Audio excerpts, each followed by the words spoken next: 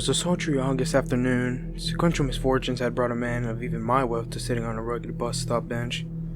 It was the little things, like my phone being dead, my driver being on vacation with his wife and children, and the unfortunate lack of taxis in the city I was doing business in. So, I found a bus stop shelter, found a route that would take me to my next meeting, and waited. It was the next weekend, so the buses didn't come as regularly as they did. I wouldn't have minded it as much if I wasn't wearing a full business suit. I was sitting there for about 10 minutes when he came up and sat next to me, looking me up and down.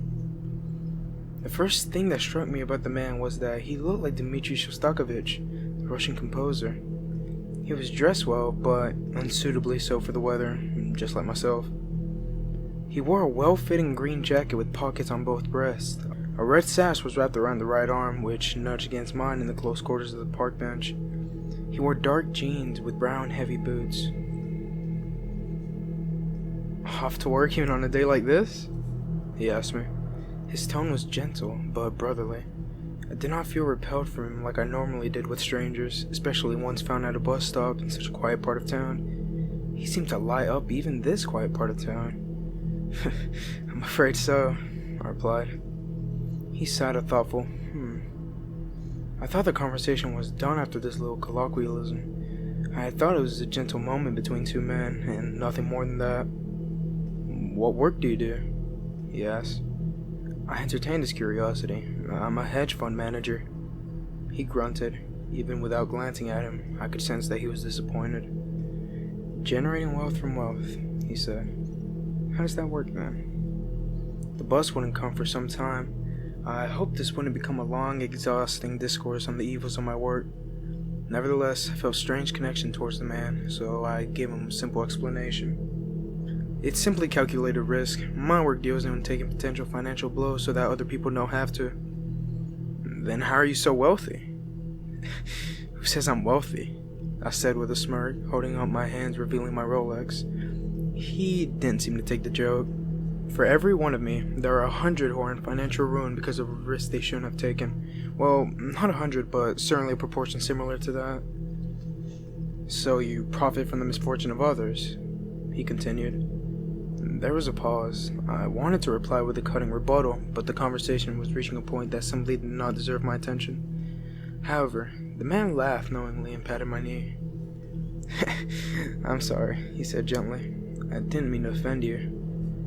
"What do you do then?" I asked, redirecting the conversation to a more gentle place. "I'm a beekeeper," he responded. "It's a much more simple life than being a hedge fund manager, I can imagine." "I dare say it is," I replied. "Do you like it?" "I do." He said it with a certainty that put me on edge. 5 minutes before the bus arrived, I noticed a bee resting upon the cuff of the man's left sleeve. I pointed to it, asking jokingly, "Is that one of your bees then?" To which he replied as though it were not a mystical thing, "It is." When the bus arrived, the beekeeper quipped up, "If you want to go to the downtown area," he said, "you would be better off taking the next bus." I frowned at him and looked at the bus driver for a second opinion. However, the bus driver had quickly shut the door and sped away. I sat back down on the bench helplessly. To my luck, the next bus came almost immediately after. Upon its arrival, both myself and the beekeeper rose from the bench. I gestured the man to enter before me, and he nodded his thanks and climbed into the bus, myself shortly after. The bus was empty. I put a $5 bill into the fare box, and the bus driver indifferently pressed a button which printed my ticket and dispensed my change. His eyes were unblinking, and he moved as though he were a rag doll. I settled into a seat in the back of the bus, the beekeeper sitting a few rows ahead of me. The sun shone warmly onto my face, and I began to feel sedated by it. My limbs relaxed at my sides, and my eyelids grew heavy. I knew the downtown district was distant, so I didn't mind falling asleep. In fact, I felt rather peaceful. The last thing I remembered before I slipped into a slumber was the beekeeper turning around slowly to look at me. It didn't bother me that his eyes bulged, or that his glasses were missing, or how his face was twisted into a warped smile, or even how there were thousands of insects crawling out of his sleeve. All was peaceful, and I slept. It was dark, and the air was sweet. There was an orchestra playing, but it was not of horns and strings. Rather, the sound came from thousands of bees flying all around. The usual din of buzzing revealed as music. They did not cloud nor clamor in my vision, but rather passed in and out of the darkness a few at a time, so they looked like falling stars. A gelatinous figure sat in front of me, and the mess of what appeared to be honey, glass, and scraps of glass was the recognizable face of the man I had just met moments before.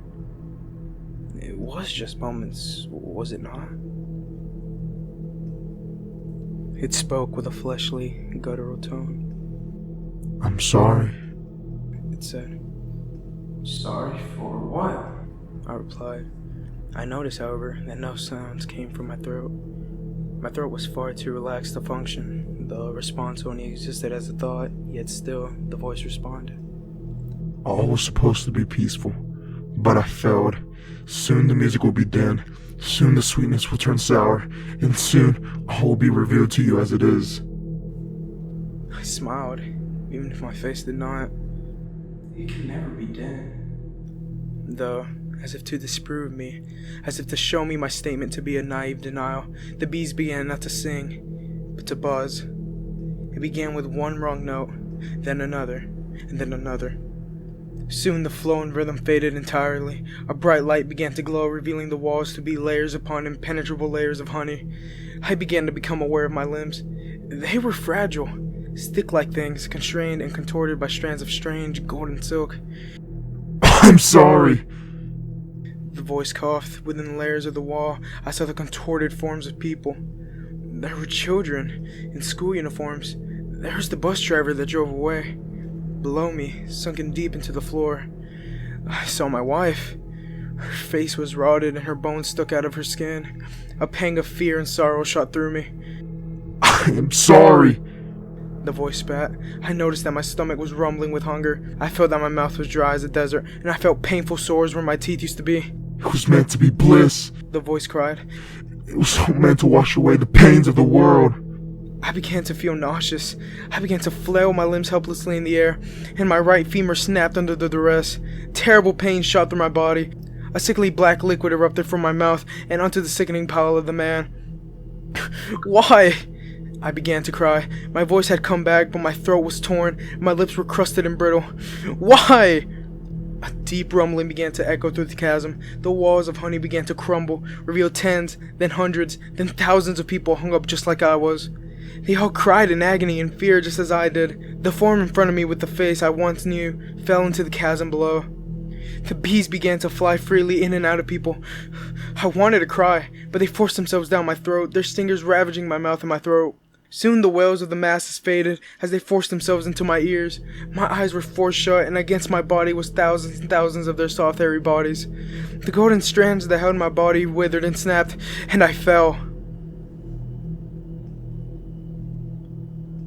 I have been falling, and I don't think I'll ever stop falling. Yet, somehow, with my broken bones and my ravaged corpse, I'm still alive.